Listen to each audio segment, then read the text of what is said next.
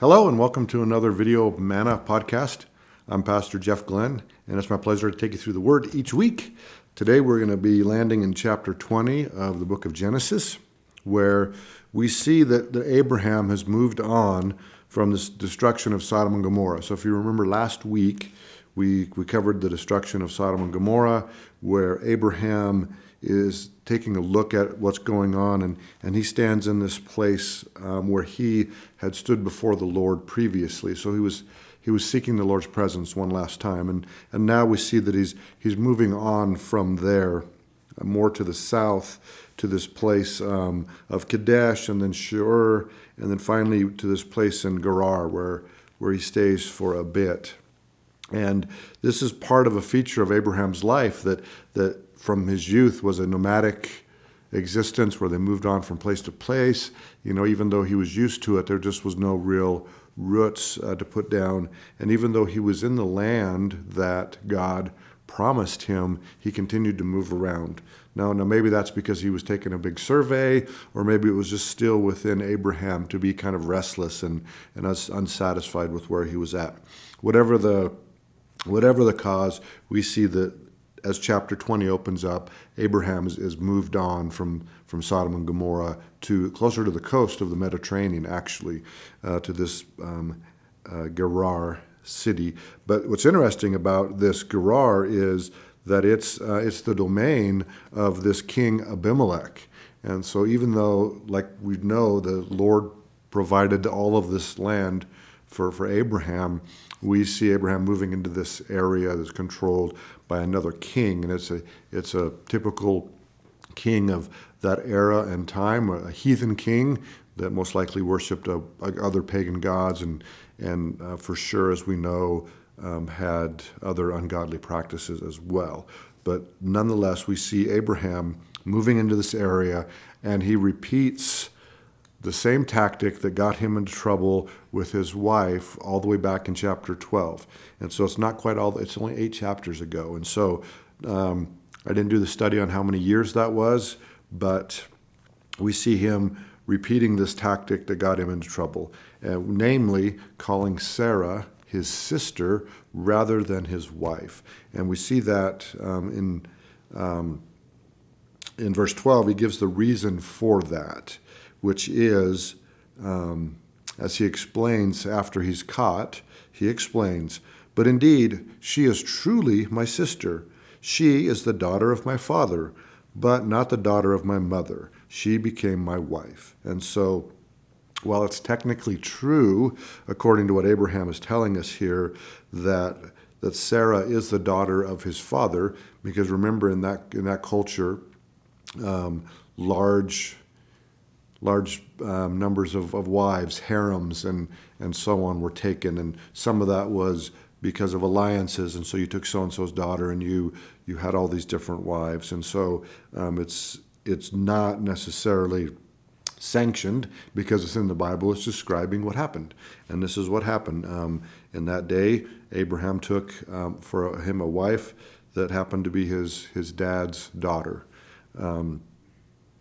So technically true, but even a half-truth, when it's said to be deceitful, is a whole lie. And so that's what Abraham was using here, was this deceit, right? So we know that it's obvious that not every detail that's true has to be said in order for there to be truth spoken, right? But what you say needs to be true, and when you leave out anything, right? So you can't leave anything out for the purpose of being deceitful, right? You can't want to just make the truth seem a little better, give it a little shine, make it a little more palatable, so we'll just leave this part out, kind of like that little sugar to help the medicine go down. Well, if it's withheld for the purpose of deceit, even if whatever else you're telling is the truth, then it makes that whole thing a lie, because it's for the purpose of deceiving. And that's what Abraham has done here. He was afraid, as we'll find out here as we turn the page, that he continues with his explanation. It says here, "When God caused me to wander from my father's house, that I said, to her, "This is your kindness that you should do for me. In every place, wherever we go, say of me, he is my brother." And so as they were beginning this journey that God had called them on, Abraham already had fear in his heart for what might happen to them on the way, that maybe they would kill him to take her as one of their harem or concubines or wives. And so not wanting to be killed, he asks Sarah, "Just say that you're my sister." So I'm not sure that makes it a whole lot better. That just says, "Well, here, take my wife and don't kill me." You mean you're still taking her wife? So definitely a different culture, but still something that I wouldn't recommend today. And we see that it gets Abram in the similar amount of trouble as it did in chapter 12. You would have thought that Abraham learned his lesson with Pharaoh in Egypt. I always learn my lessons the first time, and I'm sure you do too, right?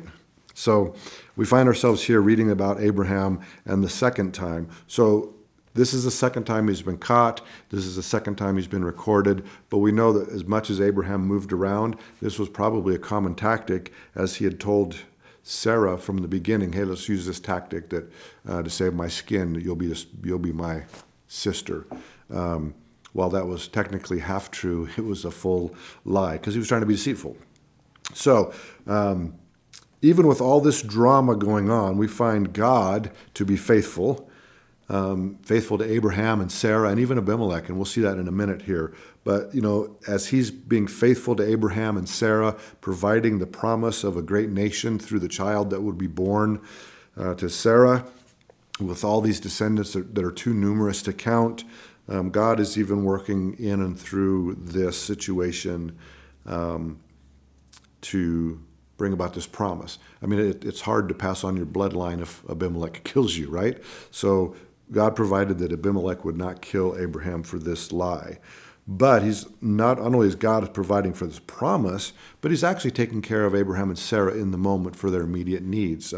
We'll see here later, their immediate need is to live, obviously, and to have provision as a wandering people. And we will see later the provision that they get from Abimelech through God's prompting. We also see God's mercy towards this heathen king, Abimelech.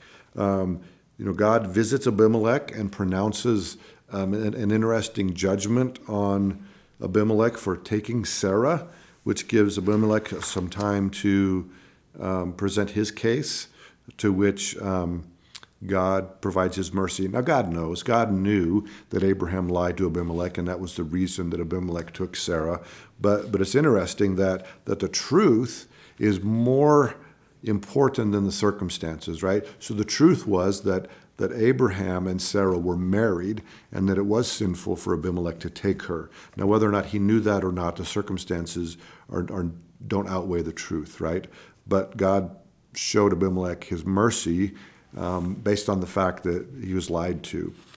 And God's character and nature is of mercy and is of restoration. And so Abimelech visits the Lord. And I just find that amazing, that imagine this heathen king being visited by the Lord, and yet he remains a heathen. But we see that in verses 3 through 6. "But God came to Abimelech in a dream by night and said to him, 'Indeed, you are a dead man because of the woman whom you have taken, for she is a man's wife.'" So that's quite a dream, right? Waking up in a cold sweat to the Lord telling you that you indeed are a dead man. But fortunately, as we continue in verse 4, Abimelech had not come near her, and he said, "Lord, will you slay a righteous nation also? Did he not say to me, 'She is my sister'? And even she herself said, 'He is my brother.' In the integrity of my heart and the innocence of my hands, I have done this." And so he's basically saying, I didn't have any malintent by taking her.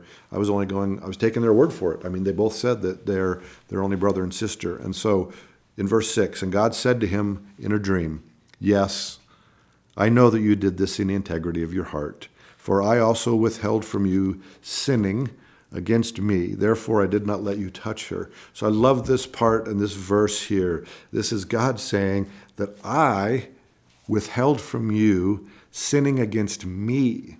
I love that part about God, that he provides this mercy for this heathen king, because this heathen king could have immediately taken Sarah into his bed, and that would have been the end of the promise, right? Or at least a really messy way to kind of deal with that of providing for the offspring that we would have our Messiah come from. So the Lord is saying, I withheld you from sinning against me. And Abimelech is still a heathen. But I love that about our Lord. He does prevent us from sinning. He provides that way of escape. Remember that no temptation has overtaken man, or has overtaken you, but is common to man, right? But that will provide a way of escape. And I know I butchered that, but you can look that up. Our God provides a way of escape, and he certainly did for Abimelech here. And so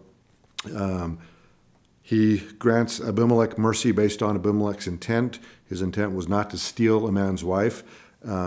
He only did what was kind of right for that culture, which doesn't make it right, but he was acting with integrity. His intent was not to bring about harm. Then we see the second time that Abraham is chastised by a heathen, which again, I can only know that I absolutely every time learn my lesson the first time. So, and I know you do too. So we see this in verse 9 and 10. And Abimelech called Abraham and said to him, "What have you done to us? Have I offended you, that you have brought on me and on my kingdom a great sin? You have done deeds to me that ought not to be done." So here he is chewing him out. He's like, "Man, what did I do to you to deserve this? Like, you not only brought this on me, but you've brought this on my whole kingdom, this great sin." So we have this heathen who's telling Abraham the righteous about his lifestyle choices and that they're sin. So I love that. It's a humbling reminder, again, that the world, they're tracking on how we should act, right? They understand hypocrisy when they see it in us. And so then he goes on to say, what did you have in view that you have done this thing? He's like, what were you thinking? What was your thought process behind bringing this on to us by lying to us?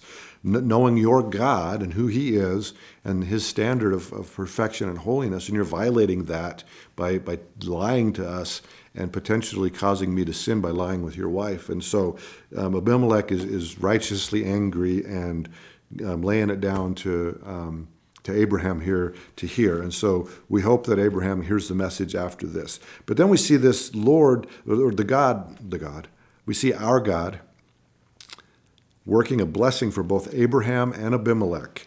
We see that Abimelech sends Abraham away with silver and with sheep and oxen and even servants.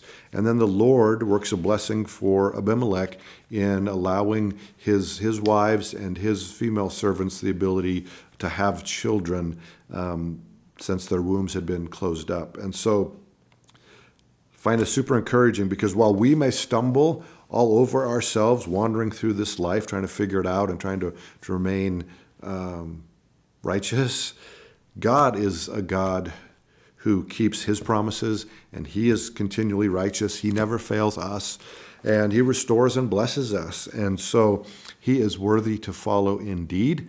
And so until next week, stay in the word and stay encouraged.